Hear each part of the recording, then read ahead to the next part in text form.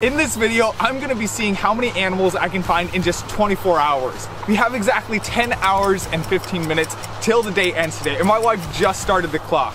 So I'm challenging myself to see what we can find, starting with this grassland out here. So, very important question for you. Yeah. How much faith do you have in me today? Oh man, I don't know. Not that much?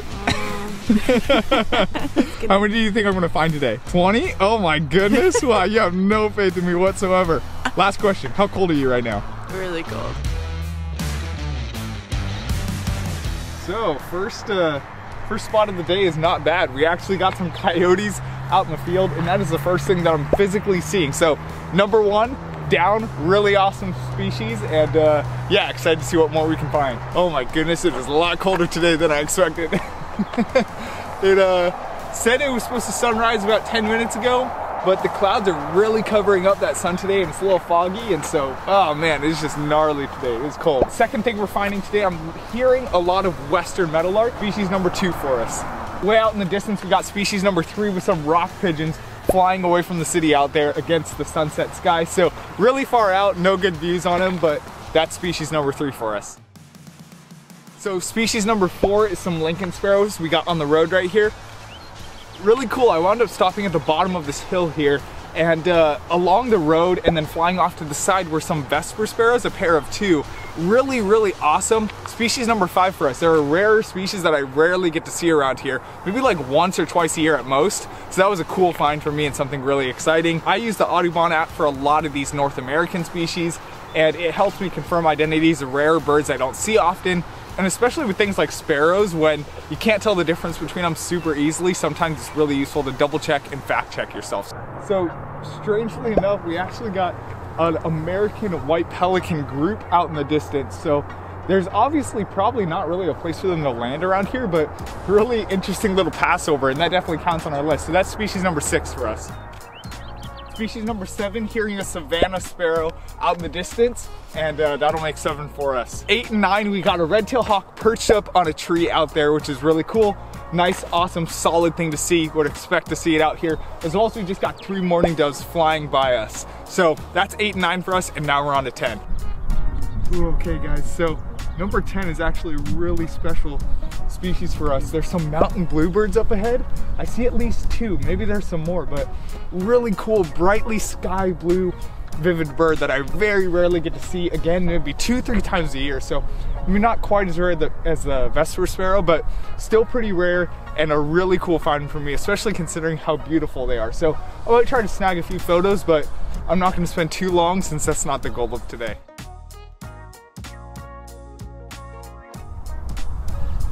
Okay guys, so some really cool observations right here.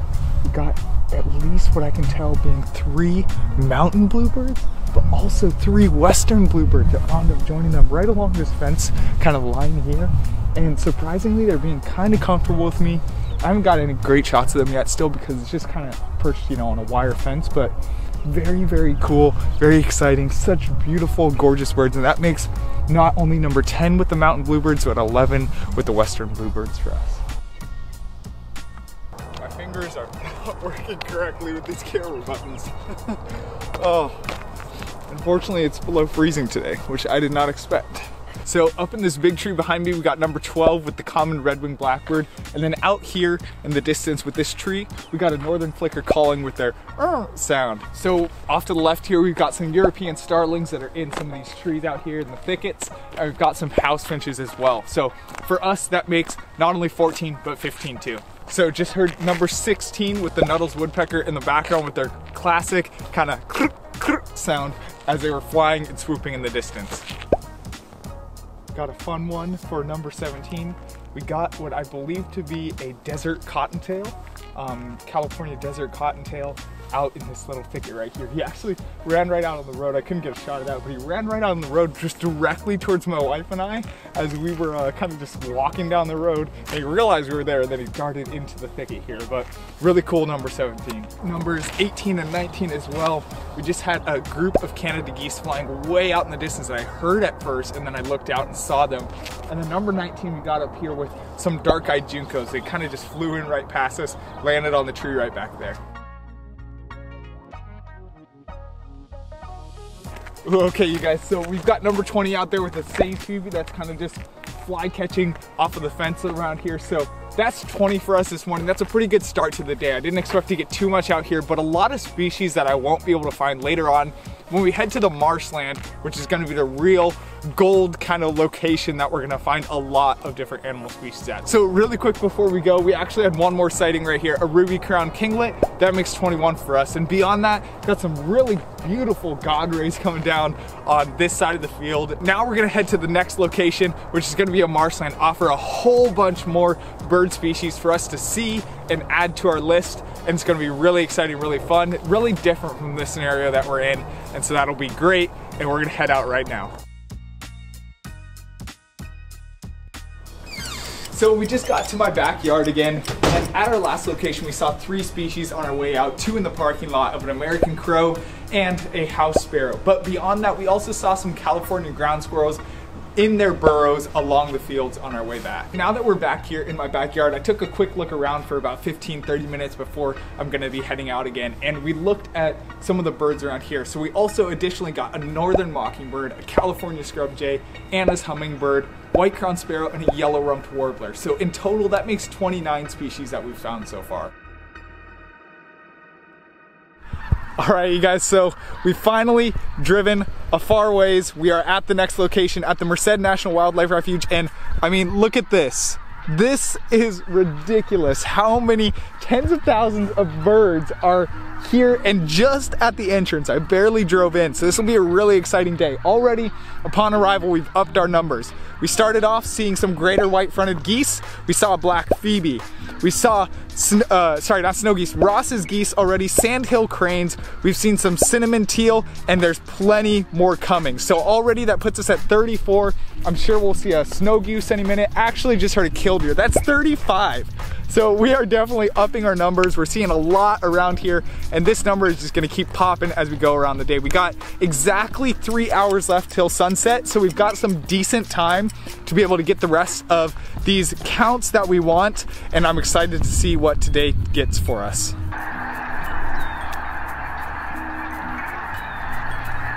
Do you hear that?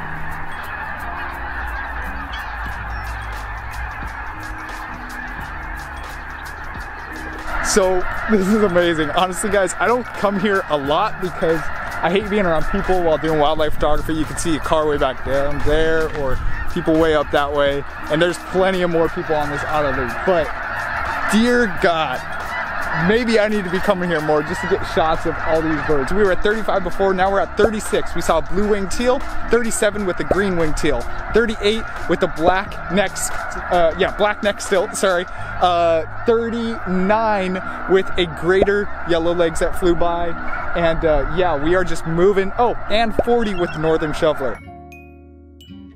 All right, you guys, so moving along in this crazy bus over here, got 4 more species. An American coot. You know it's good territory when you don't have to say American coot for a long time when you're around waterfowl. We've also got some American avocets, which is really awesome, really fun to see. We got some red-winged blackbird, which would be an expected here and a staple here. And we got some gadwall as well, so it looks like we're doing great and got a lot of fun ahead of us.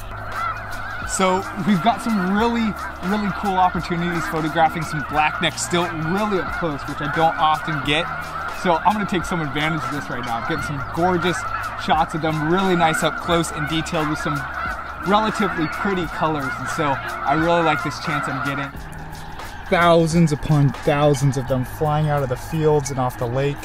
Just incredible. While I was back there too looking at some graded white-fronted geese, got number 45 with some snow geese finally. We've also got a northern pintail out in that direction, so that makes number 46 as well. All right, you guys, sitting at the water's edge at a different location now, and got a few more, making 52 in total. So we've got a great blue heron, we've got some brewer's blackbirds, saw some song sparrow, an American pipit up on the little mud patches, mud flats right out here with some reeds out in the background as well.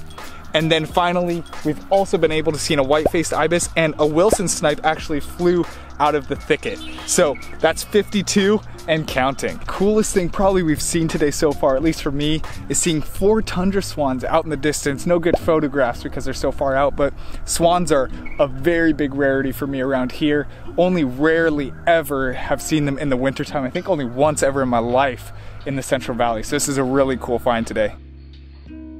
So as I was driving by these reeds right here outside of the car, saw a marsh wren calling from within the reeds. So that's really exciting, and yeah, fun to see them buried just so deeply in with their very strong call. Made a video on them in the past, and that was a really great and fun video to film. Man, so I just keep thinking that it's gonna stop eventually, but literally like every second I find myself pulling out my phone and writing down new species. So we got a pack of, kind of like a flock, not a pack, a flock of gulls way out in the distance out there. I zoomed in on them, noticed at least 2 different types, California's gulls and also ring-billed gulls, and we got a pair of 2 great egrets flying out in the distance as well. So it seems like I've also found out this way the kind of the jackpot, the roost of the black-crowned night herons, along with some more great egrets. So that's awesome. That makes 58 for us. I just wanted to take a quick second to remind you guys that on this trip, I am not going for wildlife photography here. Like, I'm just snapping just things really quick just to show you guys on camera, doing these nasty down angles. The goal of today is just to do like a fun little challenge of how much I can find in a single day in 24 hours, but not really to get that great a photo. So I want to remind you guys, if I was trying to get good wildlife photos here, I'd be approaching this completely differently. So we got a really cool fly-in from a loggerhead shrike as we were driving by right over here in this thicket, and that counts for another one, making 59. Way up there in the sky, sand-hilled crane. I wanted to point out that sound to you guys because, man, the sound is magnificent when you hear thousands of sandhill crane flying in the air, calling overhead, and it's just gorgeous. I know you get a little bit of the car in the background because I just wanted to pull out really quick as it was flying overhead, but beautiful, gorgeous sound.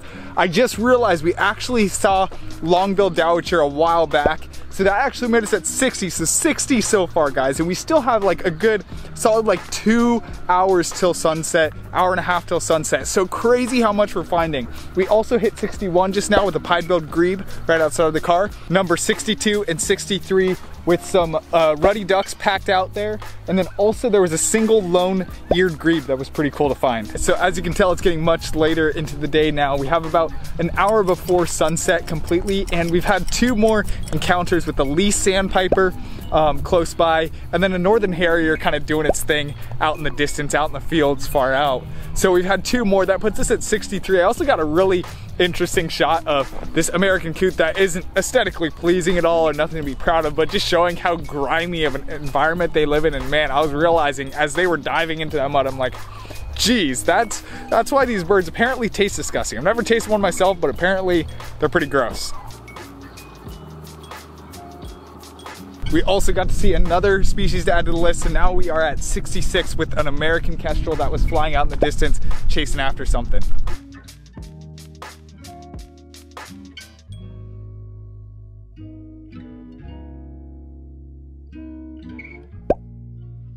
Really, really awesome. I got an encounter with the white-tailed kite out here.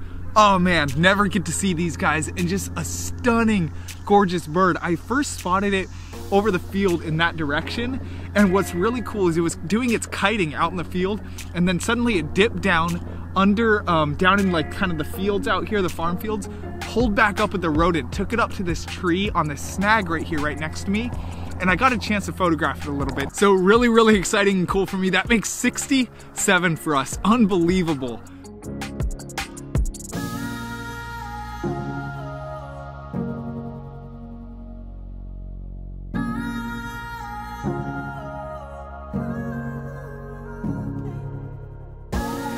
Oh my goodness, you guys, so this is just amazing.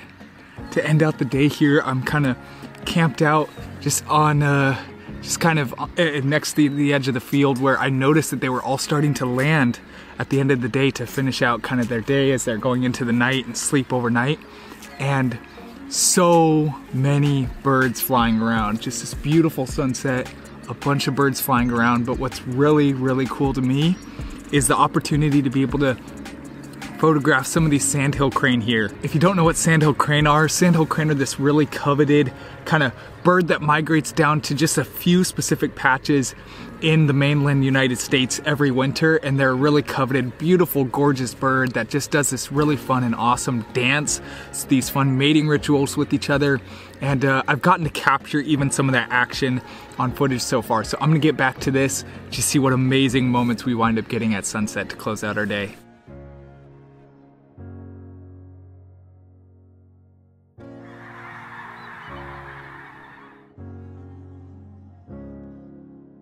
67 species in total, and I was definitely really happy with my experience. I hope this inspired you guys to get out and have your own challenge. Let me know in the comments if you do your own challenge and what it looked like for you, what your numbers were, and I can't wait to hear about it.